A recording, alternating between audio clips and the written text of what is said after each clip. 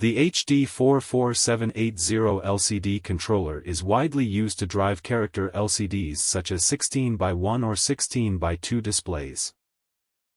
LCD controller operates in two primary modes, command mode and data mode.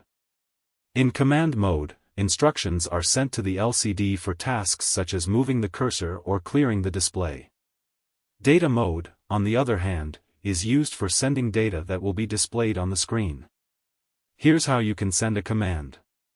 First, set the RS pin to 0 to indicate that a command is being sent, not data.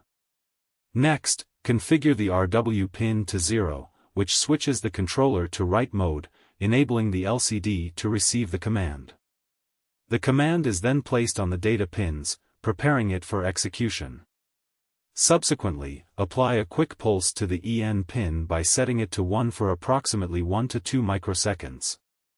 This allows the LCD to process the command. Finally, return the EN pin to 0 to latch the command and complete the operation. It is recommended to introduce a brief pause after the command to allow the LCD time to execute the action. To send a data to LCD. Start by setting the RS pin to 1, which tells the LCD you're sending data, not a command. Then, set the RW pin to 0, indicating you're in write mode. Now, place the data on the data pins, as this is what the LCD will show on the screen. Next, give the EN pin a quick pulse, set it to 1 for about 1 to 2 microseconds.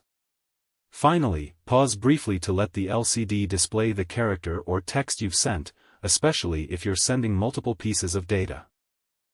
In 4-bit mode, data is sent to the LCD in 2 steps, using only 4 data lines instead of 8.